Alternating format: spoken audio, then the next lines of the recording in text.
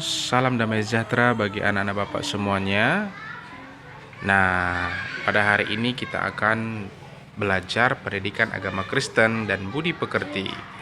Nah, namun sebelumnya, dukung channel ini dengan cara subscribe dan klik lonceng. Tuhan Yesus memberkati. Baik, nah anak-anak Bapak, pada hari ini kita akan masuk kepada pembelajaran yang ke-9, yaitu Roh Kudus Penolongku, dengan bahan Alkitab Kisah Para Rasul 16 ayat 4 sampai dengan 12 dan Yohanes 14 ayat 16 sampai dengan 18. Nah, kita masuk kepada bagian A, pengantar. Beberapa waktu yang lalu, orang-orang yang cerdas di Jepang mengembangkan sebuah robot yang dapat membantu orang yang sudah tua dan pelupa. Robot itu akan menolong mereka untuk mengingatkan makan atau minum obat. Robot itu dirancang dengan kemampuan yang canggih, seperti mampu mengenali wajah tuannya dan mengenali suara tuannya. Lalu robot itu pun dapat berbicara dengan sederhana, misalnya, "Hari ini Bapak atau Ibu harus pergi ke rumah sakit untuk memeriksa kesehatan," atau "Sekarang saatnya untuk meminum obat." Kehebatan lainnya, robot itu pun dapat mengingatkan tuannya jika ada tamu yang membunyikan bel pintu. Dengan adanya robot itu, orang tua sangat tertolong. Ia tetap dapat melakukan kegiatan dengan baik karena ada yang menolongnya di masa tuanya. Hal ini membuktikan bahwa manusia selalu membutuhkan pertolongan dari pihak lain, entah itu orang atau benda. Nah, coba perhatikan gambar robot yang sedang menolong orang yang sudah tua.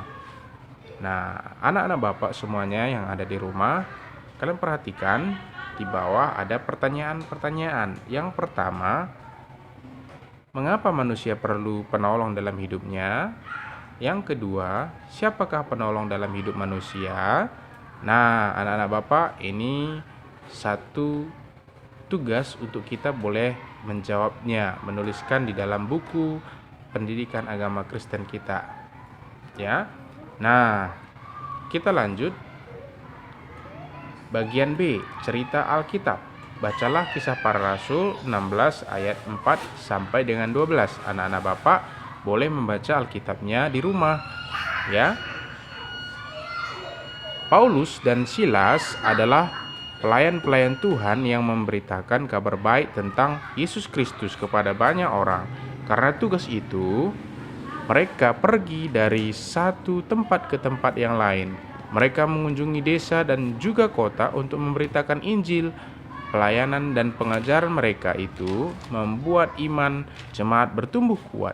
Itulah tugas yang mereka lakukan, memberitakan Injil, melayani, dan mengajar jemaat Kristen. Suatu hari, setelah melakukan pelayanan di Yerusalem, Paulus dan Silas hendak melanjutkan tugas mereka ke daerah Asia. Namun di perjalanan, Roh Kudus melarang Paulus untuk pergi ke daerah itu.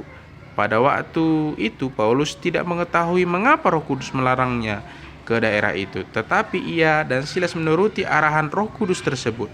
Mereka mengubah arah perjalanan mereka. Mereka singgah di Toras. Di sana Paulus mendapat penglihatan. Ia melihat seorang di Makedonia membutuhkan pertolongan. Paulus bersama Silas memutuskan untuk pergi ke Makedonia. Akhirnya Paulus sadar dan mengerti mengapa sebelumnya Roh Kudus melarang mereka pergi ke Asia. Ternyata ada orang lain yang membutuhkan mereka di tempat lain, yaitu di Makedonia.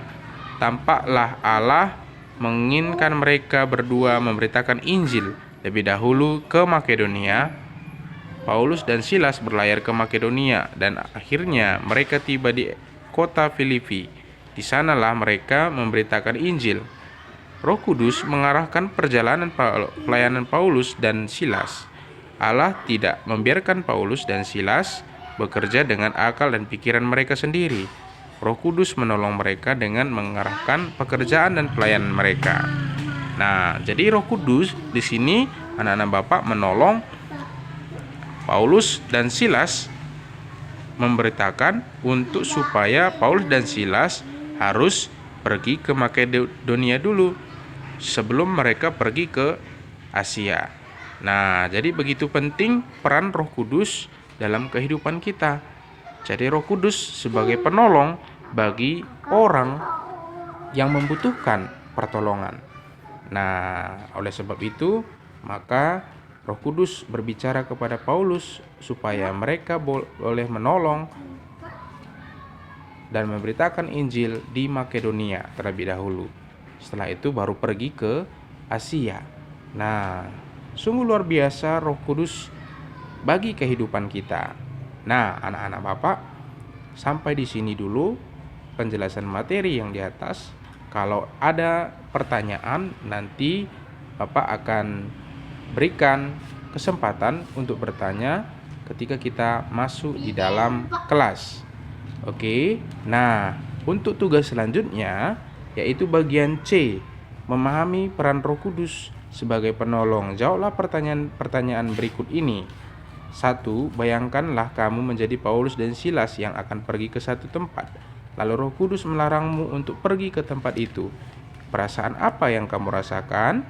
2. Apa tujuan Roh Kudus melarang Paulus dan Silas pergi ke daerah Asia?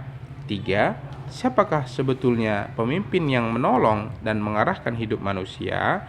Nah, jadi sampai di sini anak-anak Bapak, tugasnya kalian kerjakan di halaman 37 pertanyaan 1 dan 2 serta di halaman 38 bagian C pertanyaan 1-3. Jadi ini saja menjadi tugas anak-anak Bapak hari ini. Tuhan Yesus memberkati, dan Bapak berharap supaya anak-anak Bapak mengerjakan tugasnya, belajar di rumah dengan sungguh-sungguh, menjaga kesehatannya, dan juga jangan lupa membantu orang tuanya di rumah. Tuhan Yesus memberkati. Shalom.